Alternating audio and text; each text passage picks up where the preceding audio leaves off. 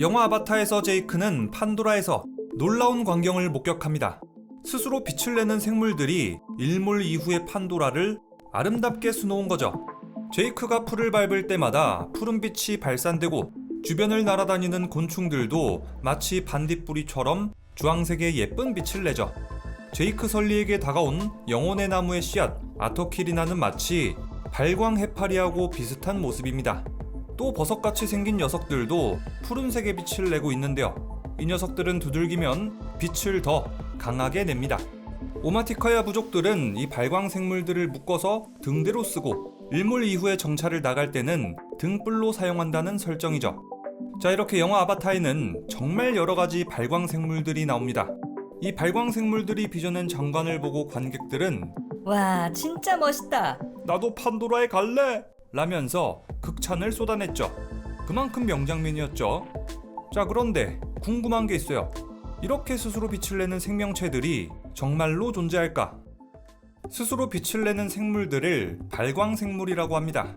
생명체가 화학적 과정을 거쳐서 스스로 빛을 만들어내는 현상은 생물발광이라고 하죠. 이런 발광생물들은 판도라뿐만 아니라 우리 지구에도 많습니다. 가장 대표적인 발광생물은 바로 반딧불이죠. 육상동물 중에서는 반딧불이가 포함된 딱정벌레 일부, 그리고 몇몇 노래기들만 스스로 빛을 낼 수 있다고 합니다. 요즘에는 도시화가 너무 심해져서 이런 발광생물들을 볼 수 있는 기회는 거의 사라졌습니다. 그치만 옛날에 아직 도시화가 덜 됐을 때 시골에서는 반딧불이 정도는 정말 흔하게 볼 수 있었다고 해요. 옛날에는 아이들이 재미삼아서 반딧불이를 잡으러 다녔다고 하죠. 저도 어렸을 때 시골에서 반딧불이를 잡았던 기억이 아직도 선명하게 남아있어요. 또 옛날 사람들은 이 반딧불이를 모아서 등불로 쓰거나 책을 읽는 데 썼다고도 합니다. 자, 그런데 실제로 이 반딧불이를 모아서 책을 볼 수 있을까요? 먼저 1룩스는 1m 거리에서 촛불 1개가 내는 정도의 밝기인데 반딧불 한 마리는 3룩스 정도의 빛을 발산한다고 합니다. 반딧불로 신문을 읽으려면 반딧불을 200마리 정도 모아서 병 속에 담으면 된다고 하죠. 자, 그런데 생각해보면 진짜 신기해요.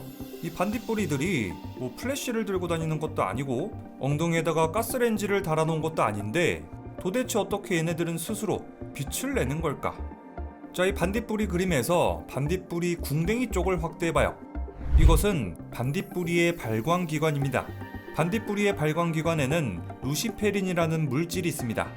효소 루시페라제가 일종의 산화촉매 구실을 해서 루시페린이 산화되면서 화학 반응하죠. 이때 생기는 에너지가 빛으로 전환되는 겁니다. 생체 반사 장치는 이 빛을 반사시켜서 발광 효율을 높이고요. 마지막으로 투명한 골격은 내부의 빛을 외부로 잘 보이게 만들면서도 반딧불이의 발광 기관을 보호합니다. 반딧불이는 이 생체 발광 과정에서 화학 에너지를 빛 에너지로 무려 99%만큼 전환한다고 해요. 사실상 열도 거의 내지 않는 아주 차가운 빛인 거죠. 자, 우리가 사용하는 LED 조명이 에너지의 45%만큼이 빛으로 전환되고 나머지 55%는 열로 전환된다고 하니까 이 반딧불이의 생물 발광의 효율이 얼마나 뛰어난지 감이 오시죠? 정말 형편없구나 인간들아. 니들이 우리 자연을 이기려면 아직 1000년은 더 멀었다. 반딧불이가 빛을 내는 이유는 짝짓기하고 관련이 있다고 합니다. 암컷은 캄캄한 밤에 빛을 깜빡깜빡거리는 수컷을 보고 다가가게 되는데 종에 따라서 빛을 깜빡이는 패턴이 다 달라서 암컷은 이 신호를 해석한 다음 자기 종의 수컷을 알아본다고 해요. 일종의 모스 부호를 빛으로 보내는 셈이죠. 자, 만약에 새에도 솔로인 수컷 부엉이가 있다면 밤에 후레쉬 같은 거 들고 나가서 한번 깜빡깜빡 해보세요. 혹시 모르죠? 어떤 암컷 부엉이가 그 빛을 보고 다가올. 자, 재밌는 것은 반딧불이의 알, 애벌레, 번데기 역시도 빛을 낸다는 겁니다. 자, 이것은 나는 맛이 고약하니까 먹지 말라는 경고 신호죠. 실제로 반딧불이에겐 독이 들어있는데요. 이 독이 치명적이진 않지만 아주 역겨운 맛이 난다고 해요. 그래서 포식자들은 반딧불이가 맛없다는 걸 알고서 앞으로는 다신 안 잡아먹는다고 하죠. 자, 그러니까 우리 부엉이들도 반딧불이는 훌륭한 단백질 공급원이죠 하면서 잡아먹는 일 없기를. 근데 이거 조금 진짜 궁금하지 않아요? 반딧불이를 만약에 진짜로 먹었다고 쳐요. 그러면 혀나 입에서 빛이 나게 될까? 이거 진짜 궁금해서 그런 거니까 혹시라도 먹어본 적 있는 사람은 댓글로 좀 남겨주시면 감사하겠습니다. 발광생물들은 숲에도 있어요. 이 녀석은 스스로 빛을 내는 버섯인데요. 어둠이 깔린 숲 속에서도 홀로 빛을 내기 때문에 일명 귀신버섯이라는 별명을 얻었습니다.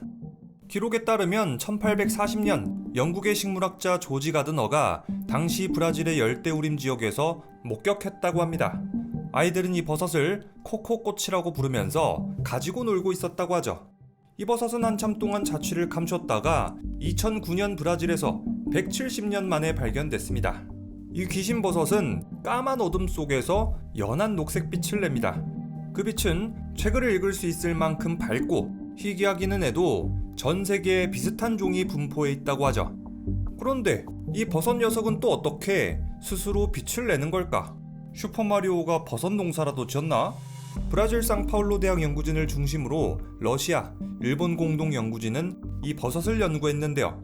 당시 이들이 냈던 논문에 따르면 반딧불이와 마찬가지로 버섯 속의 효소 분자 루시페라제 덕분이라고 해요. 또 연구에 따르면 이 귀신버섯이 빛을 내는 이유는 이 빛으로 곤충들을 유인해서 포자를 퍼뜨리기 위해서라고 합니다. 현재 버섯, 효모, 곰팡이 등의 진균류만을 따져봤을 때 지금까지 대략 80종의 생물 발광 진균류를 찾아냈습니다. 반면에 지구 생물의 80% 가까이 차지하는 식물에서는 생물 발광하는 종을 단 하나도 찾지 못했습니다. 자, 이번에는 바다로 가보죠. 우리 부엉이들 이런 사진 한 번쯤은 봤을 거예요. 바다가 푸른색으로 빛이 나는 현상이죠. 저는 이게 맨 처음에 어떤 포토샵이나 CG 같은 건 줄 알았어요. 근데 이게 진짜더라고요. 바다에서 빛이 나는 이런 현상은 기원전 410년 바다가 빛을 낸다는 아리스토텔레스의 기록에서도 확인할 수 있을 정도로 꽤나 자주 일어나는 현상입니다. 이 현상 역시도 발광생물 때문입니다. 이 장관은 야광충이 만들어낸 거죠. 야광충이라는 이름은 말 그대로 밤에 빛을 내는 벌레라는 뜻입니다. 이름에 충이 들어가긴 하지만 실제로 벌레는 아니고요. 다시마나 미역에 가까워요. 이 야광충은 바다에 사는 단세포 생물인데요. 크기가 아주 작기 때문에 지름은 대략 1mm밖에 안 된다고 합니다. 육안으로 보면 겨우 먼지처럼 보일 정도죠. 현미경으로 봐야 이 녀석의 모양을 제대로 볼 수 있는데 야광충은 둥근 사과 모양의 겉이 투명해서 내부가 들여다 보입니다. 야광충이 빛을 내는 원리 역시도 루시페린과 루시페라제 덕분입니다. 약간 다른 점이라고 한다면 이제 물리적인 충격을 받아야 이 녀석들이 발광한다는 건데요.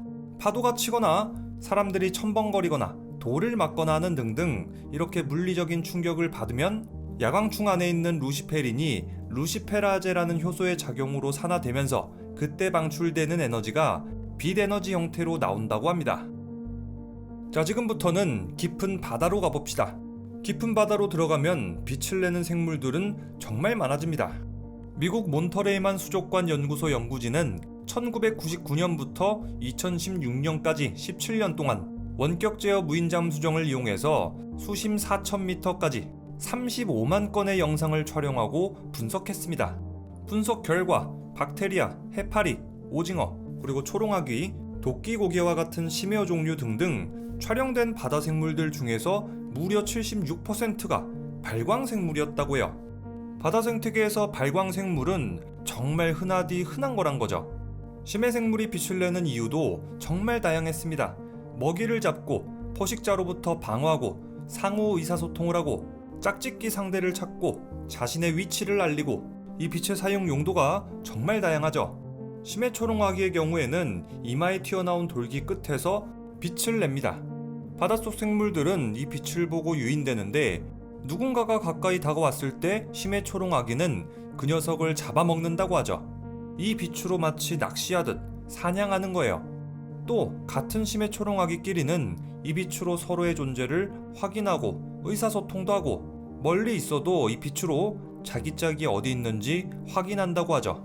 심해초롱아귀가 어두운 심해에서 빛으로 사냥한다 할 때는 좀 심해공포증도 생기고 무섭게 느껴졌는데 멀리 있는 짝을 찾을 때도 빛을 쓴다니까 다시 뭔가 귀엽게 느껴지죠.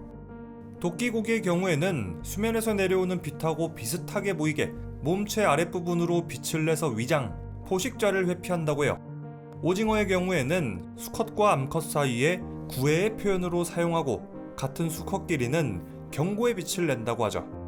심해 생물들이 빛을 활용하는 모습들, 오늘 영상에서 가져온 것들은 극히 일부분에 불과해요. 바다에는 발광 생물들이 너무 많기 때문이죠. 조사 결과 해수면으로부터 수심 1500m까지는 해파리 종의 거의 대부분이 발광한다고 하고요. 어류와 두 종류는 절반 정도가 빛을 낸다고 합니다. 그 아래 수심에선 바다벌레와 바다 유충들이 발광 동물의 대부분을 차지하고요. 특히 이 중에서 흥미로운 점은 수심이 달라져도 생물 발광 동물의 비율이 전체 생물 총량의 4분의 3가량으로 일정하게 유지된다는 거예요. 부피로 볼 때 바다가 지구에서 가장 큰 생물 서식처라는 걸 감안하면 생물 발광은 지구 생태계의 주요한 특징이라고 할 수도 있겠습니다. 바다의 발광 생물이 이렇게나 많은 거는 생존에 훨씬 더 도움이 됐기 때문이라고 과학자들은 예상하고 있습니다. 최근 과학자들은 발광 생물을 이용한 연구에 매진하고 있습니다. 생물 발광의 주된 재료 루시페린과 루시페라제를 이용해서 빛나는 식물, 빛나는 동물을 만든다는 계획이죠. 한 연구팀은 심해에 서식하는 발광 박테리아의 DNA를 버섯에 이식해봤습니다. 하지만 구조가 단순한 박테리아는 식물 같은 복잡한 생물하고 맞지 않아서 실패했죠. 다음 연구는 습지대에 서식하는 발광 독버섯 네오노토파노스 남비를 이용한 발광 식물 만들기입니다. 연구팀은 이 독버섯의 DNA를 두 종의 담배나무에 집어넣습니다. 연구팀이 담배나무를 선택한 이유는 유전적으로 간단하고 성장이 빨라서 연구 성과를 빨리 확인할 수 있고 난이도도 낮기 때문이죠. 실험 결과 담배 나뭇잎, 꽃, 줄기, 뿌리 등등 모든 부위에서 버섯보다 더 밝게 빛나는 발광 현상이 일어났습니다. 식물의 어린 부분이 가장 밝았고요. 꽃은 유난히 선명했습니다. 발아에서부터 성장이 모두 끝날 때까지 발광 능력을 꾸준히 유지하면서 살아있는 동안 계속 빛을 발산했죠. 이제 이 담배나무는 따로 발광 물질을 주입하지 않아도 알아서 빛을 내는 겁니다. 진짜 신기하죠? 인간은 지금까지 발광 식물을 발견한 적이 없는데 발광버섯의 DNA를 집어넣어서 발광 식물을 만들어낸 거예요. 자, 앞으로 이런 연구가 계속돼서 발광 식물이 흔한 세상이 온다면 어떨까요? 생물 발광은 열이 나지 않는 냉광이기 때문에 전력 소비도 없고 빛의 생성 효율이 높고 화재 위험도 줄어들게 됩니다. 자, 따라서 생물 발광을 활용한다면 우리 생활이 더 안전해지고 친환경적이고 다방면으로 활용도가 높을 거예요. 전기도 필요하지 않고요. 화석 연료도 사용하지 않습니다. 온실가스 배출 감소에도 기여가 크다는 장점이 있죠. 미국은 야광가로수 개발에 나섰습니다. 미생물이 발광하는 현상을 이용해서 발광나무를 만들고 이걸로 가로수를 만든다는 계획이죠. 만약에 이 발광가로수가 현실화된다면 가로등이 이제 필요가 없어지니까 에너지도 아끼고 어두운 시골길에도 발광나무를 깔아서 사고도 줄이고 발광식물이 만들어내는 장관의 도시경관도 좋아지고 시민들도 좋아하고 장점이 정말 무궁무진할 것 같아요. 자, 이렇게 해서 오늘은 영화 아바타 속의 발광생물들을 알아봤습니다. 영화 아바타를 다뤘으니까 오늘의 영상만큼은 영화 리뷰라고 해도 부족함이 없겠죠? 리뷰용이 저거 또 지랄 발광하네. 자, 다음 영상은 아바타2에 나왔던 툴쿤을 통해서 우리 지구에 사는 고래들의 지능이 얼마나 높은지 알아보겠습니다. 그럼 지금까지 리뷰용이었습니다.